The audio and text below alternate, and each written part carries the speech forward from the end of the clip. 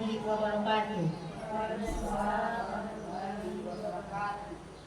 Puji syukur marilah kita ucapkan kehadiran Allah Subhanahu wa taala, karena Allah telah memberikan nikmat dan rahmatnya kepada kita semua sehingga kita dapat berkumpul pada kesempatan saat ini. Selawat beserta salam tak lupa kita sampaikan kepada Nabi besar kita, yakni Nabi Muhammad SAW, karena beliau telah membawa kita kepada tujuan sukses pada saat ini. Yang terhormat Ibu Kepala Sekolah beserta wakil yang pada saat ini diwakili oleh Pak Yopi, dan acara selanjutnya sepatah kata dari Ibu Kepala Sekolah atau yang diwakili saat ini yaitu Pak Yopi Rizal. Kepada Pak Yopi Rizal kami persilahkan.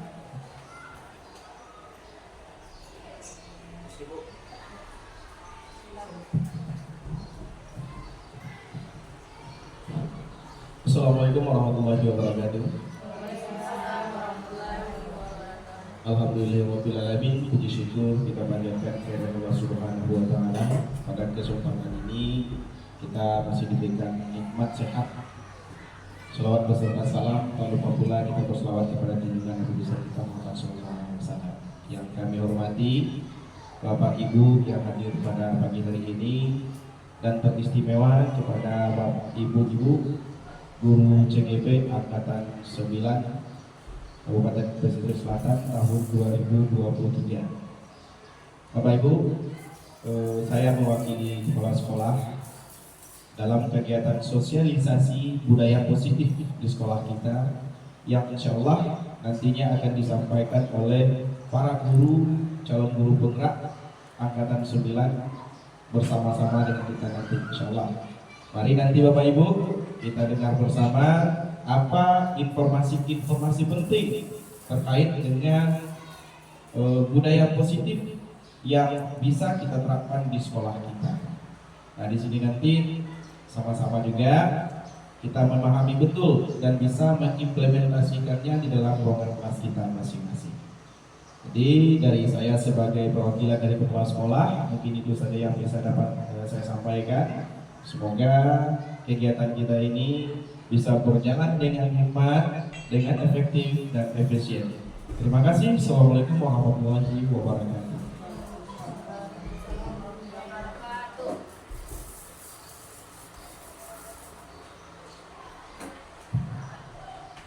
Terima kasih kepada Pak Yopi yang mewakili Ibu Kepala Sekolah. Dan acara selanjutnya yaitu acara inti presentasi dari CGP Angkatan 9 yang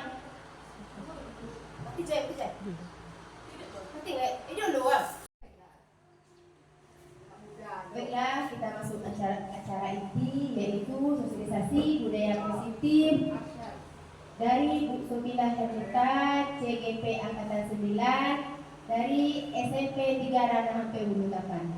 Kepada Ibu Sobilah kita persilahkan.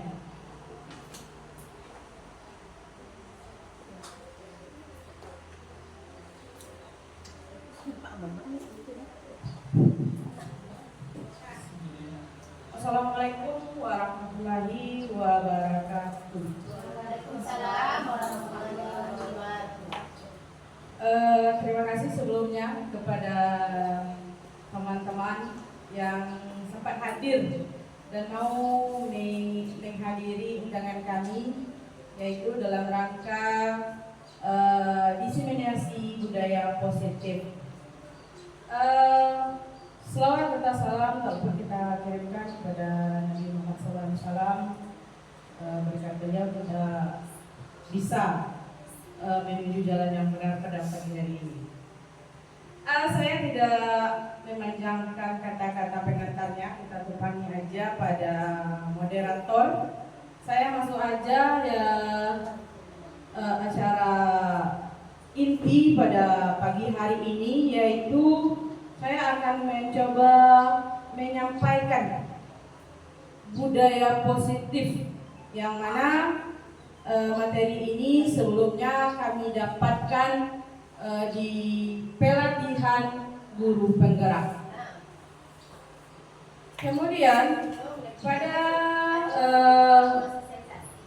acara sosialisasi budaya positif ini nanti saya sedikit menyampaikan beberapa materinya. Yang pertama,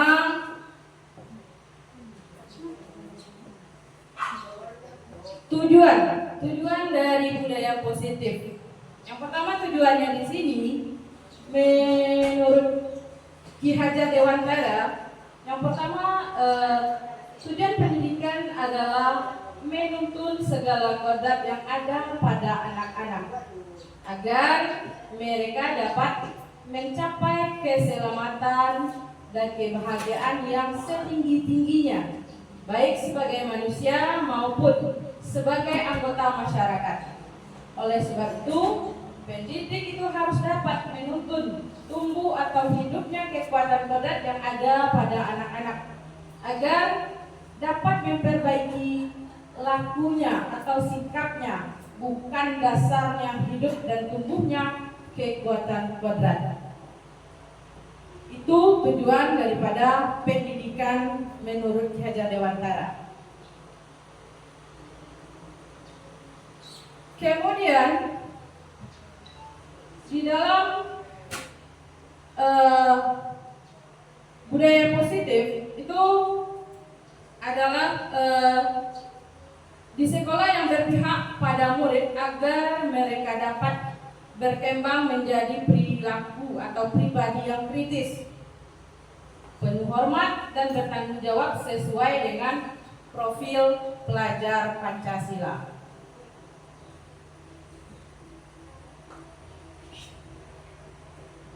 Dan seterusnya, pada konsep utama budaya positif itu terbagi dari beberapa konsep. Yang pertama konsepnya yaitu perubahan paradigma belajar. Yang kedua, disiplin positif. Yang ketiga, kebutuhan dasar manusia.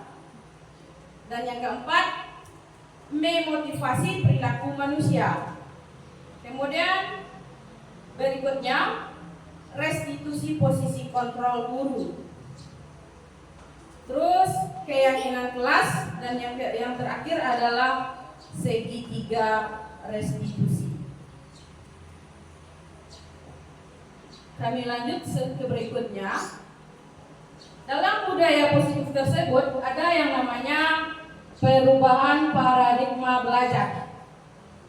Yang pertama, perubahan paradigma belajar itu yaitu dalam membangun budaya positif, sekolah dapat menyediakan lingkungan yang positif, aman, dan nyaman agar siswa mampu berpikir, bertindak, dan menciptakan dengan mereka mandiri dan bertanggung jawab.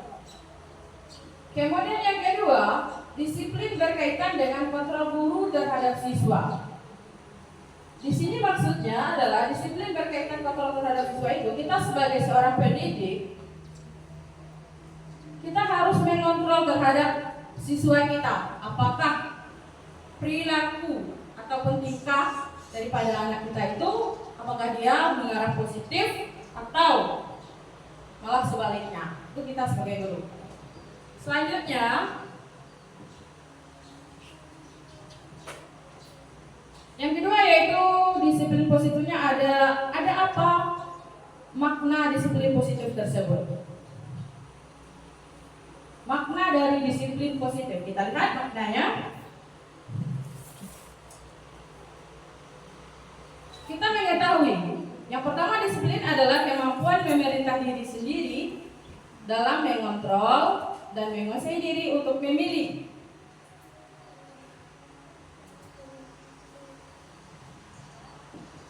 Tindakan yang mengacu kepada nilai-nilai yang kita hargai dengan penuh tanggung jawab tanpa diperintah oleh orang lain. Yang kedua, nilai-nilai yang kita hargai adalah nilai-nilai kebajikan, sifat manusia positif, yang merupakan tujuan yang imagine disampaikan setiap individu, yaitu nilai-nilai profil pelajar Pancasila.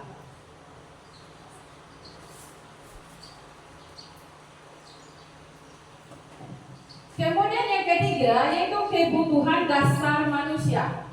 Pada dasarnya manusia itu memiliki kebutuhan dasar, yaitu kebutuhan dasar memiliki adalah segala sesuatu yang kita lakukan untuk mendapatkan apa yang kita inginkan.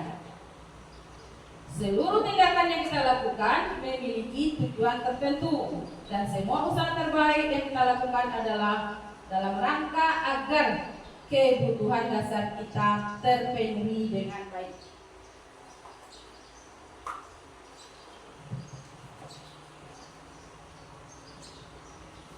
Adapun 5 kebutuhan dasar manusia tersebut, yang pertama di sini ada bertahan hidup.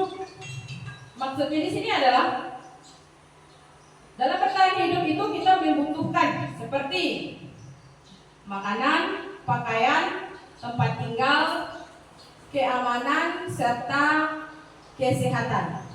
Itu yang kita butuhkan.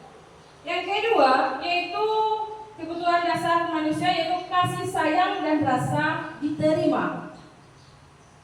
Rasa diterima itu dipedulikan, berbagi, bekerja sama, menjadi bagian dalam bentuk kelompok.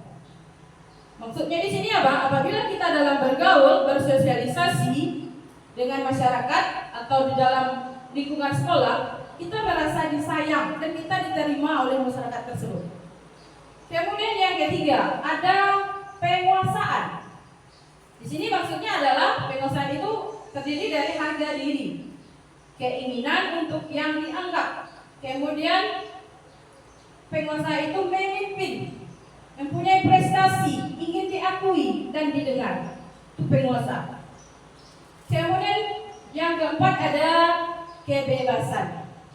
Maksudnya kebebasan di sini adalah manusia itu harus dia pengen mandiri, memiliki pilihan, ingin mencoba hal yang baru, dan manusia itu mampu untuk mengendalikan dirinya sendiri. Dan kebutuhan dasar manusia yang terakhir yaitu tentang kesenangan, fun-nya yang dia inginkan.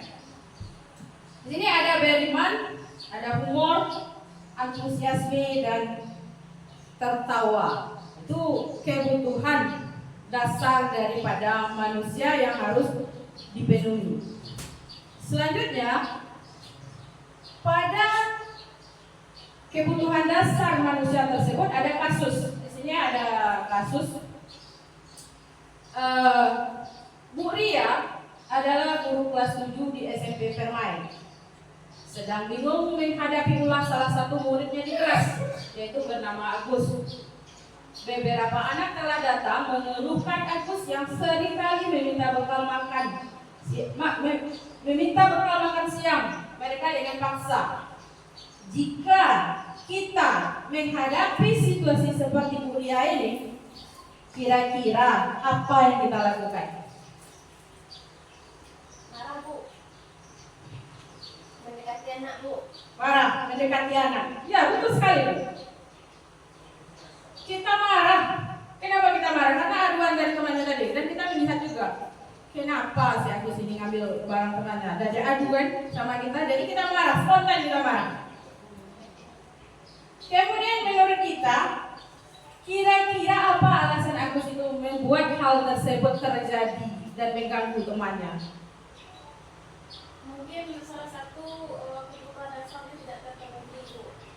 Iya, betul sekali ya, Bu. Kenapa seperti itu? Tadi kan kebutuhan dasar kita kan ada 5. Mungkin Agus ini kebutuhan apa yang tidak terpenuhi kira-kira? Lapar. Berarti makanannya, Bu ya? Untuk bertahan hidup. Ya, bisa jadi itu mendekati. Bisa jadi si Agus ini tadi lapar. Karena kebutuhan dasarnya, kebutuhan 5 dasar tadi manusia itu yang pertama tadi tidak tercukupi atau tidak terpenuhi, sehingga si Agus ini mengganggu temannya dan meminta makanan. Kemungkinan itu.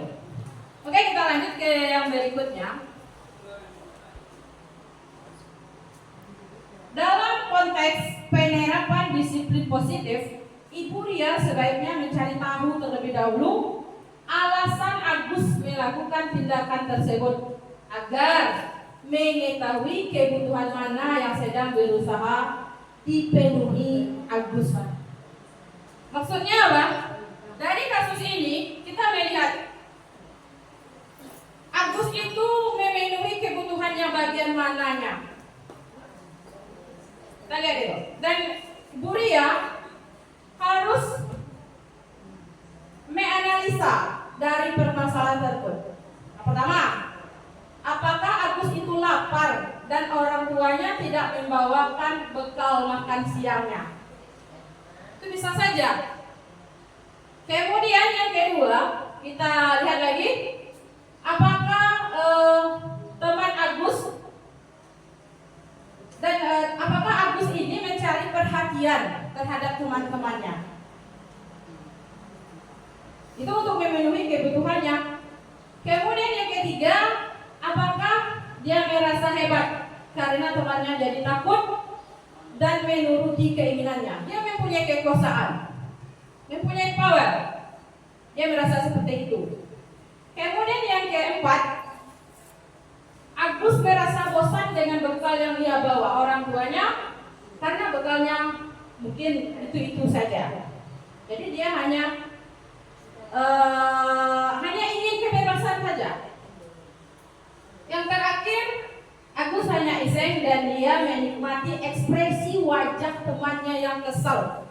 Berarti dia itu hanya ingin tertawa saja, ingin senang-senang saja. Itu kemungkinan yang belum terpenuhi kebutuhan dasar manusia. Kemudian pada slide berikutnya yaitu perilaku memiliki tujuan. Adapun teori motivasi perilaku manusia, yang pertama yaitu ada motivasi yang namanya motivasi eksternal. Kita mengetahui ya kalau motivasi eksternal itu berarti motivasi yang ada di luar atau yang berada di lingkungan. Di sini untuk motivasi eksternal yaitu untuk menghindari ketidaknyamanan atau hukuman apa yang terjadi apabila saya melakukannya. Kemudian motivasi eksternal yang berikutnya untuk mendapatkan imbalan dari orang lain atau institusi apa yang saya dapatkan apabila saya melakukan ini. Dan yang ketiga yaitu motivasi internal. Motivasi internal ini adalah daripada tujuan disiplin positif nantinya. Yaitu yang pertama yaitu untuk menghargai diri atau saya akan menjadikan orang seperti apa jika saya melakukan disiplin ini. Dan bila saya melakukan disiplin ini maka saya akan mendapatkan apa? Itu dia. Kemudian yang berikutnya ada hukuman dan sanksi atau konsekuensi. Di sini ada kasus pada hukuman dan konsekuensi. Iva kurang menguasai mata pelajaran matematika sehingga pada saat pelajaran tersebut berlangsung dia lebih berdiam diri atau menggambar di buku pelajarannya. Pada saat guru matematikanya yang bernama Pak Hasan menanyakan pertanyaan kepada Iva, dan Iva pun menjadi gugup dan tak sengaja menjatuhkan tasnya dari kursi dan tiba-tiba menjadi gagap pada saat mencoba menjawab pertanyaan dari Pak Seno tersebut. Kemudian seluruh kelas pun tertawa melihat perilaku Iva yang berbicara tergagap dan terkejut dengan hal tersebut. Pak Seno pada saat itu membiarkan saja teman-teman Iva untuk tertawakan Iva yang tergagap dan malu luar biasa. Dan malahan meminta Iva untuk maju ke depan dan berdiri di depan kelas sambil menunjuk hidungnya karena tidak bisa menjawab dari pertanyaan Pak Seno tersebut. Kelas pun semakin gaduh dan anak-anak pun tertawa dan melihat Iva di depan kelas memegang hidungnya. Dari kasus ini kita bisa melihat dan bisa kita analisa apakah kita setuju dengan tindakan Pak Seno tersebut dan apa alasannya? Tidak, Bu. Tidak setuju. Kenapa boleh tidak setuju? Karena Pak Seno menghukum Iva, Bu, membuat Iva menjadi malu. Ya, di sini sudah jelas kita lihat ya, Bu ya. Masa ya kita sebagai seorang guru harus bertindak seperti itu. Dan Iva tentu dia malu. Dan seharusnya kita tidak melakukan hal seperti itu. Tidak memalukan siswa. Kemudian mengapa? Mengapa kira-kira, Bu? Bisa mematikan karakter anak, Bu. Iya, bisa mematikan. Iya, bisa mematikan karakter anak dan memalukan dia. Itu aja. Kemudian menurut Anda, tindakan Pak Seno terhadap Iva itu apakah hukuman atau konsekuensi? Hukuman, Bu. Iya, benar ya Bapak Ibu ya. Itu adalah termasuk kepada hukuman. Jadi kita itu tidak boleh ya menghukum. Tidak boleh menghukum. Kita lanjut. Kita coba melatih diri, yaitu kita akan membedakan dari beberapa persepsi ini atau sebuah cerita sedikit di sini, yaitu hukuman atau konsekuensi. Yang pertama, pada permasalahan yang pertama adalah lari mengelilingi lapangan basket 2 kali karena terlambat hadir di sekolah. Dari permasalahan yang pertama ini, apakah ini termasuk ke dalam hukuman atau konsekuensi? Hukuman, ya betul ya Bapak Ibu ya. Itu termasuk kepada hukuman. Pada permasalahan yang kedua, yaitu memberikan coretan yang dibuatnya di meja, membersihkan coretannya sendiri, kemudian anak tersebut atau siswa tersebut kita minta untuk membersihkan coretan tersebut. Ini termasuk apa Bapak Ibu? Konsekuensi. Konsekuensi ya. Bukan konsep ya, maaf, itu adalah konsekuensi. Oke, yang ketiga, murid diminta untuk push up 5.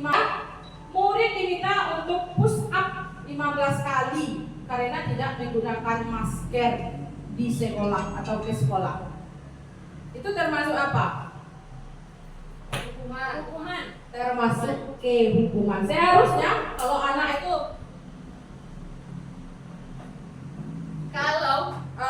siswa tersebut tidak membawa masker ke sekolah, seharusnya kan tidak ada hubungannya kan dengan push up.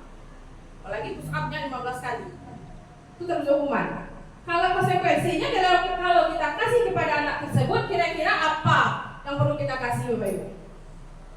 Suruh beli masker, Bu. Iya, kita memberi ataupun meminta anak tersebut mencari masker, Ya. bukan push up. Kemudian menggantikan kertas tugas teman yang telah dicoret. Termasuk konsekuensi ya bukan ya? Yang terakhir itu berjemur di lapangan basket karena mengobrol dengan teman. Termasuk ke hukuman. Jadi kita bisa membedakan dari budaya positif ini apakah termasuk hukuman atau konsekuensi. Jadi untuk selanjutnya nanti agar kita tidak salah ya untuk memberi hukuman ataupun tidak salah memberikan konsekuensi atau sanksi kepada siswa kita.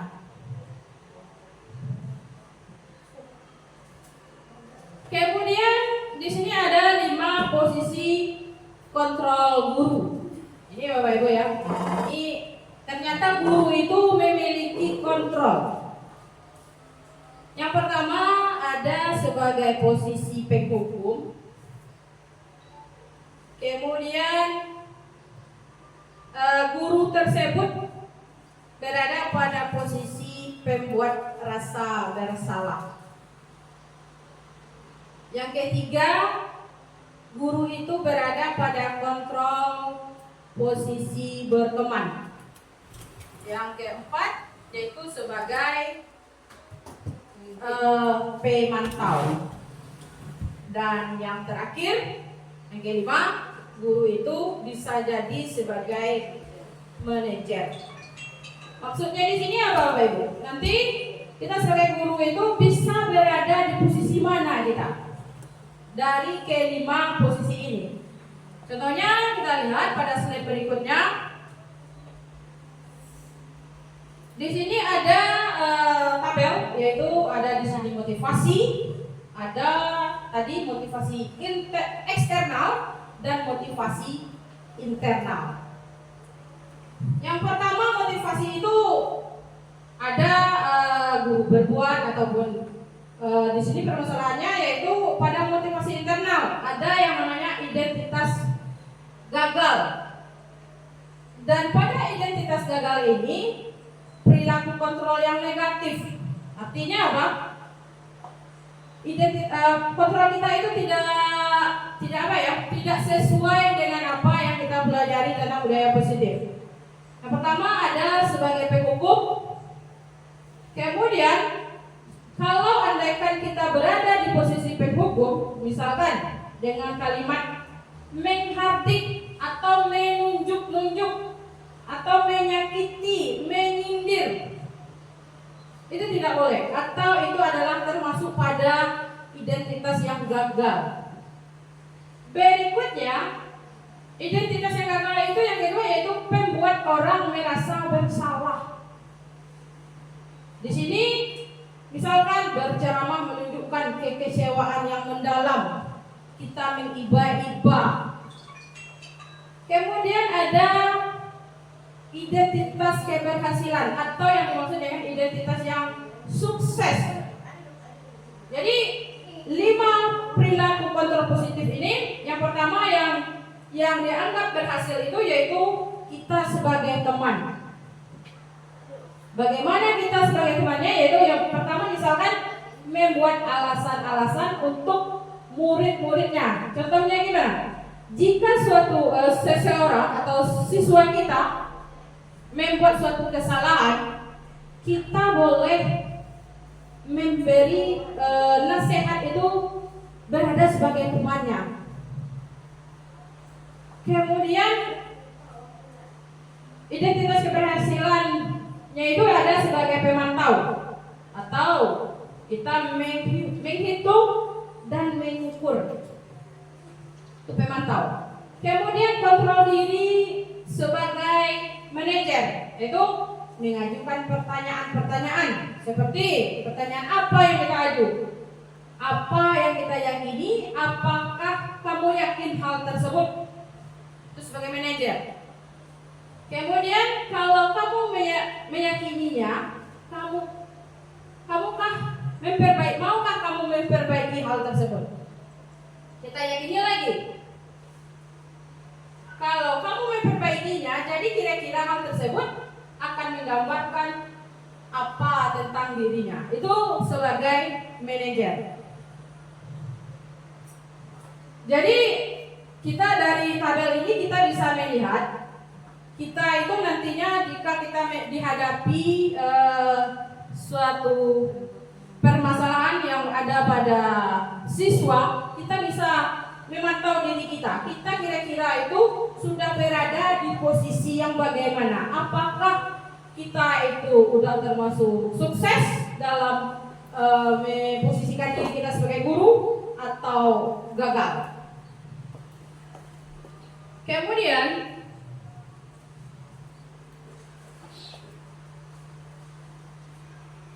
pada 5 posisi kontrol guru ini ada suatu kasus di sini setelah kami lihat slide-nya kami tayangkan di sini kasus yang pertama. Pada hari Senin Pak Alfi tidak masuk sekolah. Pak Alfi merupakan guru matematika. Saat itu Bu Rina menggantikan Pak Alfi. Bu Rina baru 1 tahun menjadi guru SMP. Beberapa murid perempuan Vivi dan Natali mengetahui hal itu dan saja. Tertawa dan tidak ingin mengindahkan kehadiran Bu Rina. Kemudian Bu Rina mencoba menyapa Vivi dan Natali dengan ramah sekali, mengingatkan untuk tetap fokus pada tugasnya. Ayolah, tugasnya dikerjakan. Nanti ibu ditegur bapak kepala sekolah kalau kalian tidak mengerjakan tugas. Tolong bantu ibu ya. Namun Vivi dan Natali malah jadi tertawa. Ibu santai aja Bu. Mereka tetap tidak mengerjakan tugas dan malah mengobrol. Daripada kasus yang pertama ini, kira-kira Bapak Ibu ini berada, Ibu Rina ini berada pada posisi yang mana nih Bapak Ibu?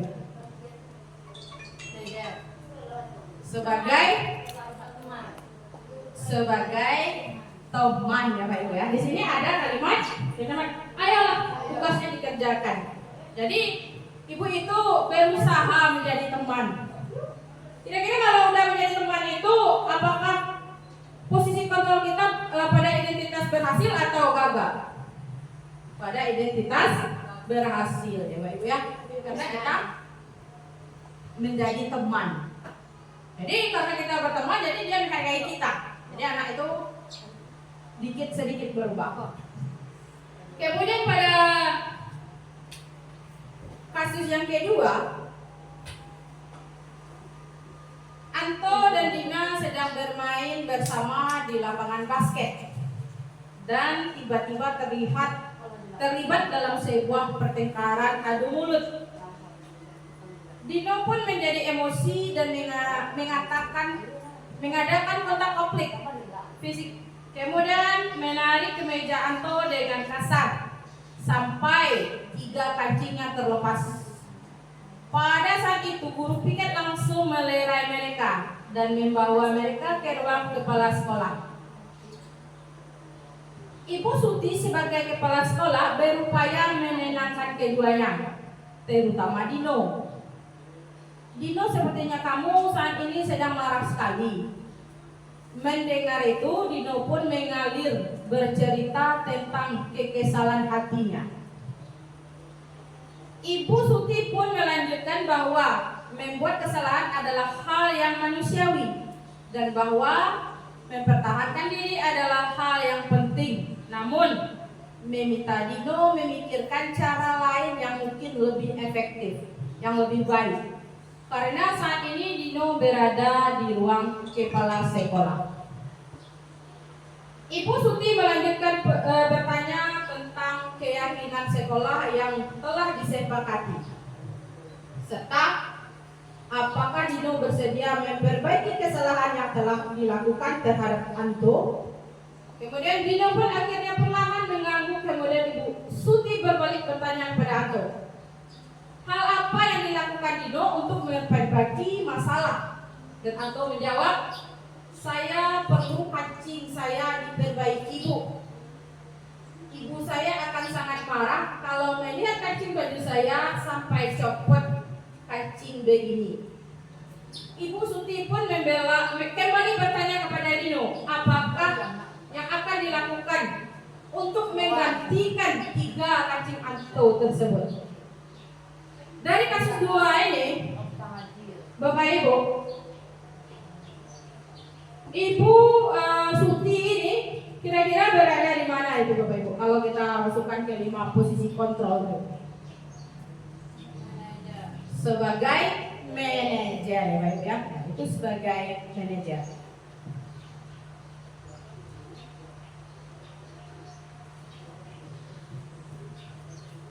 Kemudian ada keyakinan kelas.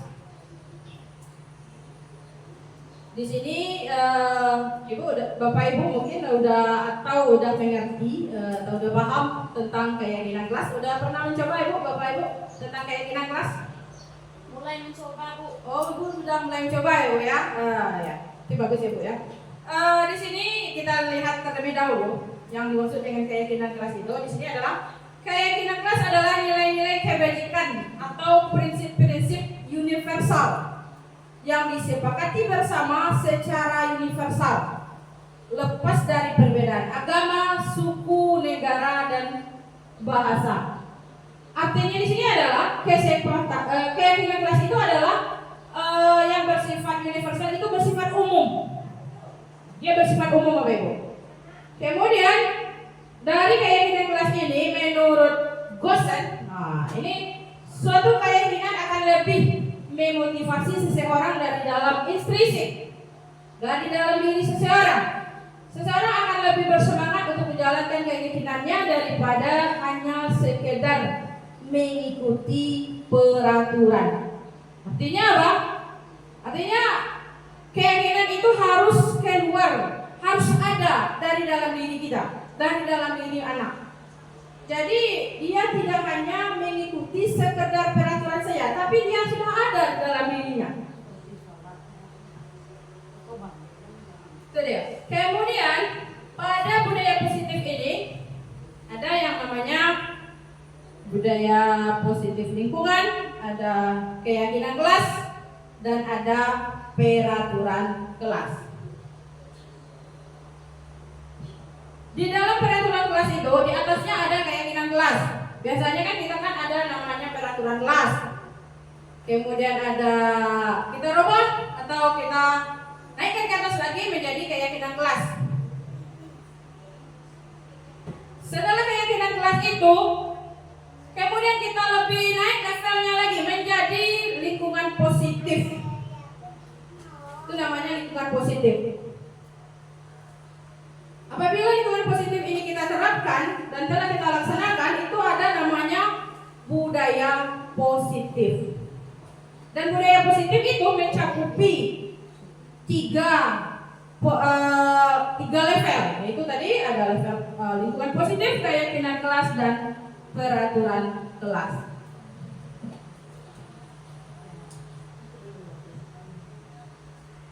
Yang pertama ada peraturan kelas. Peraturan kelas itu tadi yang berada di dalam ya Pak Ibu ya, yang paling dalam, yang intinya tadi, sebelum diselimuti oleh keyakinan kelas. Misalnya di sini peraturan kelas itu adalah selalu kembalikan, misalnya permasalahannya yaitu selalu kembalikan buku pada tempatnya. Peraturan kelas ini kalau kita robah ke dalam keyakinan kelas dari kalimat tersebut, itu kita robah ke keyakinan kelas dengan kalimat yang tadi kembalikan buku pada tempatnya. Ini bisa kita robah menjadi keyakinan kelas, yaitu menjadi tanggung jawab. Kemudian peraturan kelas yang kedua, misalkan dilarang ribut dan mengganggu orang lain. Itu di dalam peraturan kelas.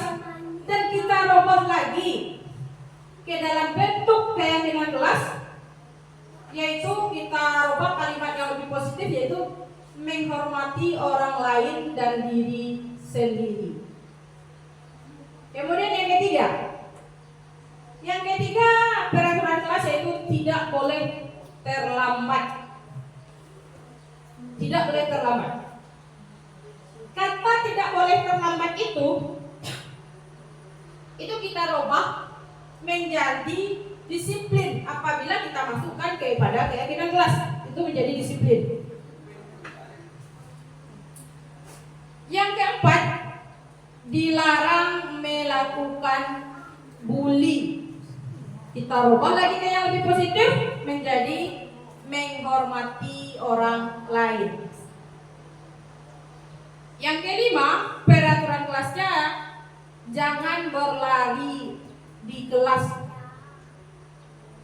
Kita rubah menjadi kalimat yang lebih baik, yaitu keselamatan dan keamanan. Dan yang terakhir, peraturan kelas dilarang merokok. Kalau di kelas itu kita tulis dilarang merokok, maka kita rubah menjadi keyakinan kelasnya yaitu kesehatan. Itu Bapak Ibu. Jadi peraturan kelas itu kita rubah ke keyakinan kelas, itu kalimatnya menjadi lebih positif lagi. Jadi apabila kalimat itu lebih positif, berarti rasanya itu anak tersebut sudah ada di dalam hatinya atau sudah ada di dalam dirinya masing-masing. Jadi dia tidak hanya mengikuti aturan saja, tapi memang sudah ada di dalam dirinya.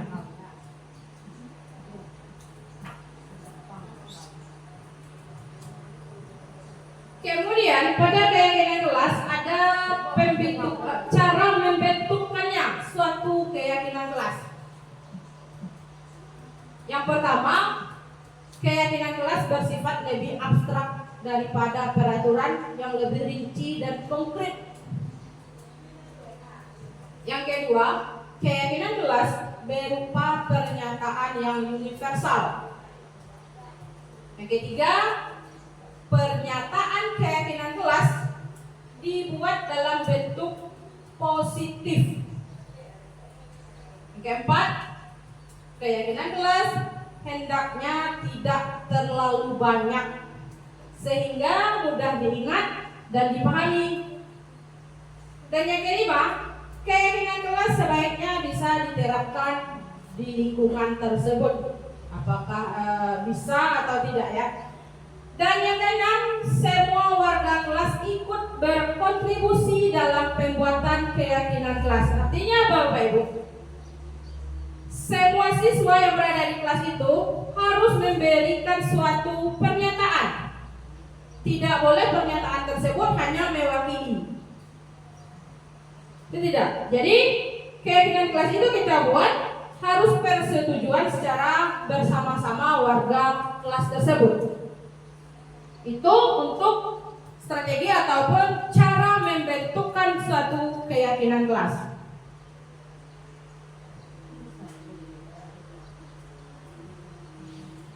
Dan yang berikutnya ada budaya positif segitiga restitusi. Pada proses segitiga restitusi ini nanti kita lihat bagaimana cara penerapannya nanti. Seperti segitiga restitusi ini yaitu proses menciptakan kondisi bagi murid untuk memperbaiki kesalahan sehingga mereka bisa kembali pada kelompok mereka dengan karakter yang lebih kuat melalui yang namanya segitiga restitusi. Yaitu segitiga restitusi guru dapat dibuat yaitu membantu murid menjadi lebih memiliki tujuan, disiplin positif, serta memulihkan dirinya setelah berbuat salah. Kemudian membantu murid untuk jujur pada diri sendiri dan mengevaluasi dampak dari kesalahan yang dilakukan. Kemudian memberi penawaran, bukan paksaan. Jadi segitiga restitusi tadi yang pertama yaitu bertujuan disiplin positif, kemudian untuk jujur terhadap diri sendiri atau mengevaluasi kesalahan diri, kemudian yang terakhir tadi adalah sebuah penawaran. Itu maksudnya. Dari segitiga restitusi ini dapat kita lihat bagannya atau gambarnya di sini. Ini berbentuk segitiga. Yang pertama, di dalam segitiga restitusi itu ada namanya menstabilkan identitas. Kemudian ada namanya validasi tindakan yang salah, kemudian menanyakan keyakinan. Yang pertama, menstabilkan identitas, kita harus melihat terlebih dahulu. Misalkan ada suatu siswa membuat suatu kesalahan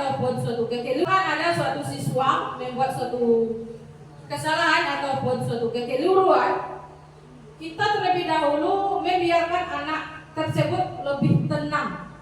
Biarkan dia santai dulu, setelah kita panggil biarkan dia duduk, kemudian baru kita tanyakan sedikit. Misalnya, di sini ada kalimat setiap orang pasti pernah melakukan kesalahan.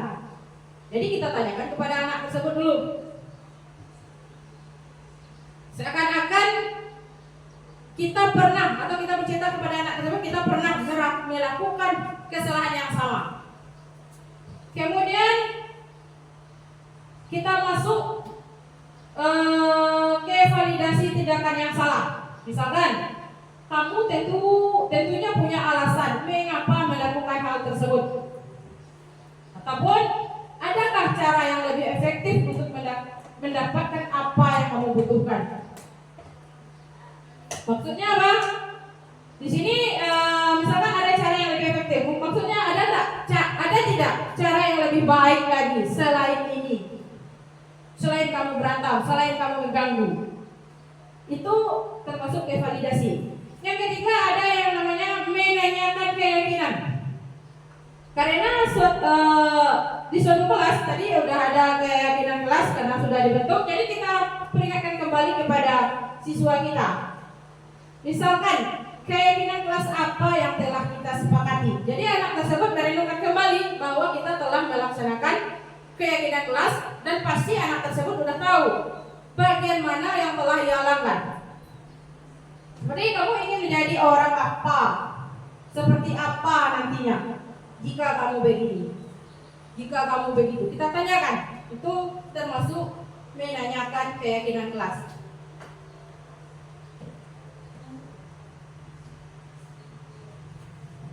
Kemudian tahapan pada segitiga restitusi, yaitu ada yang namanya menstabilkan identitas.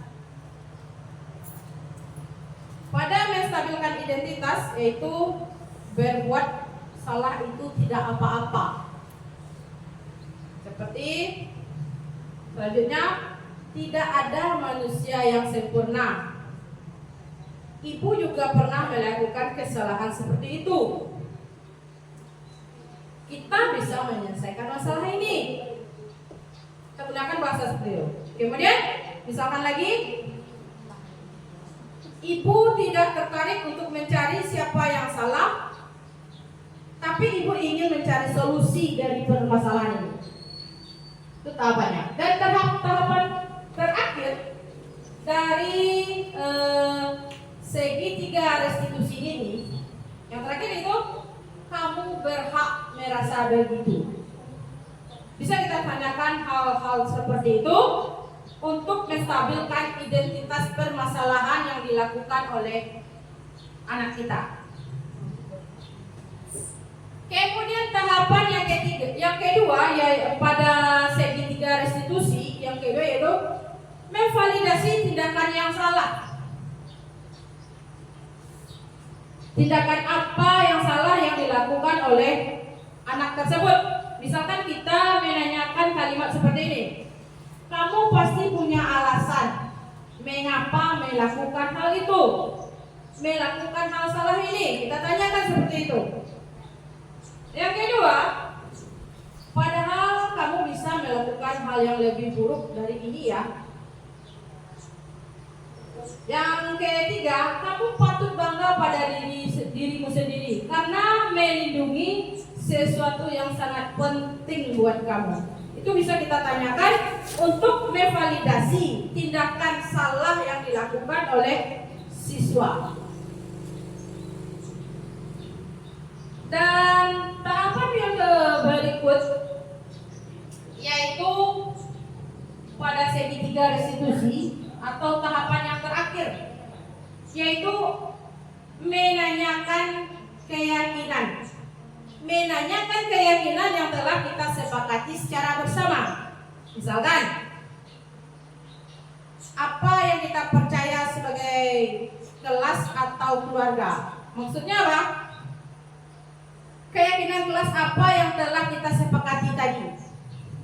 Kesepakati yang sebelumnya. Kemudian, apa nilai-nilai umum yang telah kita sepakati? Kemudian yang ketiga, apa bayangan kita tentang kelas yang lebih baik, kelas yang lebih ideal? Dan terakhir, kita menanyakan, kamu mau jadi orang seperti apa? Itu tahapan segitiga restitusi yang bisa kita laksanakan jika kita menemukan permasalahan terhadap siswa. Mungkin ini adalah tahapan terakhir dari budaya positif. supaya lebih pahamnya lagi mungkin kita bisa saling sharing. Mungkin Bapak Ibu ada yang ingin ditanyakan tentang budaya positif.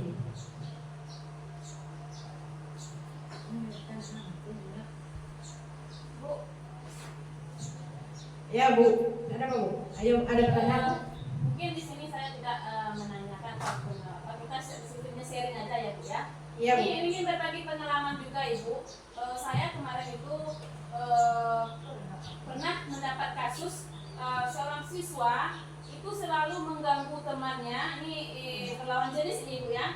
Yang laki-laki ini selalu mengganggu temannya yang perempuan. Satu orang itu saja. Kemudian sampai membuat yang perempuan itu menangis dan mengadu ke saya karena dia sering diganggu oleh si anak laki-laki ini gitu Ibu. Iya. Kita kembali lagi Ibu seperti yang sudah Ibu jelaskan tadi. 5 kebutuhan dasar manusia kalau tidak salah tadi Ibu. Iya, kita memiliki 5 kebutuhan manusia. Ada 5 kebutuhan dasar manusia yang salah satunya mungkin kasih sayang. Apakah anak yang mengganggu anak perempuan ini termasuk dia ingin disayang juga atau bagaimana Ibu? Iya mungkin Ibu ya, karena dia mengganggu tadi, mungkin di rumah dia tidak mendapat perhatian atau kasih sayang dari orang rumahnya. Bisa saja dia mendapat perhatian dari temannya nanti, dari gurunya nanti, dari tingkah laku yang dia perbuat tersebut. Mungkin karena dia suka ya juga mungkin ya Bu ya, karena Iya. anak-anak sudah mulai masuk ke masa puber ya Bu ya. Nah, iya. Jadi dia ingin memenuhi salah satu kebutuhan dasar manusia yaitu ingin dikasihi, disayangi gitulah Ibu ya. Ya, ingin dianggap lah istilahnya Sudah, Bu ya. ya. Terima kasih Ibu. Ya terima kasih atas masukannya Bapak Ibu dan tanggapannya. Kemudian mungkin berhubung waktu tinggal beberapa menit lagi karena kita akan memasuki kelas. Mungkin Bapak Ibu ada satu pertanyaan lagi? Ayo Bu. Ya silakan Bu Man.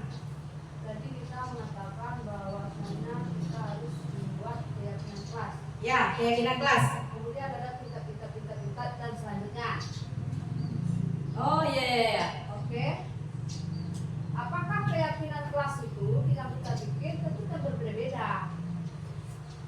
A, B, C, dan D. Dengan kelas yang sama Bapak Ibu? Ya Bu. Dengan lokal kita ada. Oh dengan kelas yang berbeda-beda. Ya. Oh iya. Tentu jelas ya. Ya Beda. beda. Kalau misalnya di lokal 71 tidak apa dilarang merokok. Dilarang merokok. Kita rubah menjadi kesehatan. Jadi kita kata dilarang itu tidak boleh kita buat suatu kesepakatan kelas. Oke. Harus kita buat menjadi kalimat kesehatan karena kita merokok dapat merusak kesehatan. Oke. Terus yang berikutnya kelas 9 Utiusan 9. Ada Bu temuan siswa kita Bu? Kamu malah tengok beneran. Nah, jadi dia setiap kali belajar ada aja gaya. Catat nama, ditanya nggak ngerti, pena sudah ada. Ya. Jadi solusinya dia bicara terus. Nah, terus bagaimana kita menanam keyakinan? Ah ya, keyakinan yang kita tanamkan kepada Yosan ya Bu ya. Karena di saat belajar ada aja yang kurang ya Bu. Yang pertama kita tanyakan terlebih dahulu kepada si Yosan itu, kenapa tidak belajar? Kenapa tidak ada PR? Ya. Kenapa tidak ada pena? Itu kita tanya terlebih dahulu alasannya. Kemudian kita tanyakan kepada dia kepada si Yosan tadi, ada nggak rasanya itu di hatinya itu untuk berubah? Atau kayak gini Bu ya. Ya Bu, gimana Bu? Mungkin kita terapkan segitiga restitusi itu ya Bu ya. Yang tadi segitiga restitusinya bisa diulang lagi slide-nya Bu. Saya masih kurang apa juga itu. Segitiga restitusi. Ya yang ada bagannya tadi ini. Mungkin ini Bu. Yang pertama perlu Ya sama dengan permasalahan yang dialami oleh Bu Mar, tadi ada aja alasan si anak tersebut atau si A tadi tidak mau belajar, ada aja kekurangannya. Mungkin kita bisa menggunakan segitiga restitusi ini untuk mengatasi anak tersebut. Dan setelah kita melakukan segitiga restitusi ini, mudah-mudahan si anak tersebut mengetahui kekurangannya yang ia bisa, dan kemudian si anak tersebut bisa membuat kesepakatan atau bisa membuat keyakinan kelas. Misalkan tadi tidak ada pena. Kalau tidak ada pena, berarti ini bisa kita stabilkan. Yang pertama, alasannya dia tidak punya pena. Kemudian kita validasi lagi. Apakah kalau tidak ada pena itu tidak mau cetak atau tidak mau menulis? Tentu tidak. Dengan cara lain, walaupun tidak mencatat, kita menyimak aja dengan yang disampaikan oleh teman-temannya tadi, itu bisa dia belajar. Kemudian meyakinkan keyakinan kelas. Kita tanyakan lagi. Setelah dia tahu kesalahannya, dia akan muncul nantinya keyakinan kelas yang dia mampu, yang dia rasakan dari dalam hatinya. Misalkan tadi alasannya tidak mau menulis karena tidak ada pena. Dan tidak ada pena itu bukan alasan tidak mau menulis atau tidak mau belajar. Jadi dengan menyimak, si anak tersebut juga bisa belajar. Intinya apa? Anak tersebut harus mau dulu berubah. Nanti kalau tidak mau berubah, kamu nanti jadi apa? Contohnya seperti itu. Nanti dalam hatinya akan timbul, oh saya harus menyimak. Berarti di sini kalau menyimak masuk ke kesepakatan kelas, itu dasar yang bagaimananya. Misalkan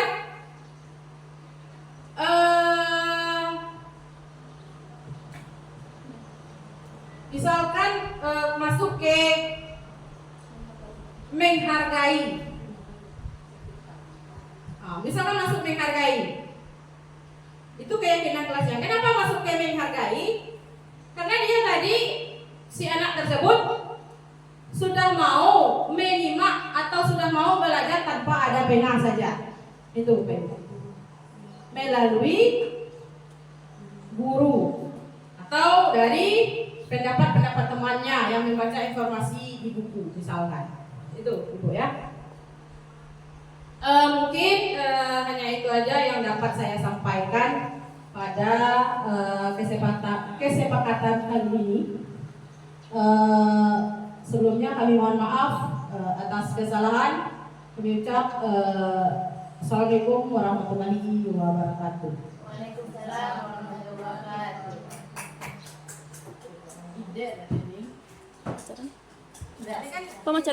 Pemacara na buah. Di awal Kela hilang tau dah boh. Pemacara ngenuk lemno. Belum. Udah dekat je lah. Itu lama ah. Putih dan merah jadi sore.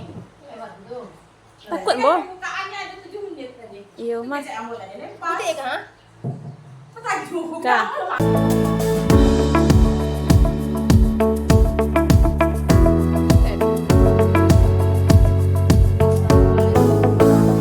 Warahmatullahi wabarakatuh. Saya Marniati, Wakil SMP Negeri 3 Rana Ampe Ulu Tapan. Saya telah mendengar paparan yang disampaikan oleh guru CGP Angkatan 9 tentang budaya positif. Semoga apa yang beliau paparkan tadi dapat dimanfaatkan atau diaplikasikan oleh guru-guru atau teman-teman di sekolah kita SMP 3 Rana Ampe Ulu Tapan. Sekian, terima kasih. Assalamualaikum warahmatullahi wabarakatuh. Assalamualaikum warahmatullahi wabarakatuh.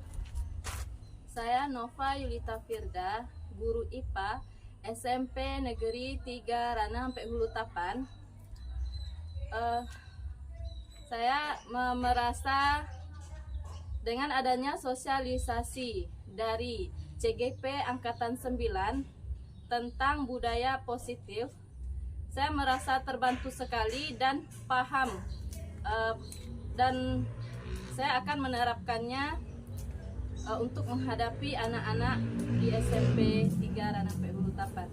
Terima kasih.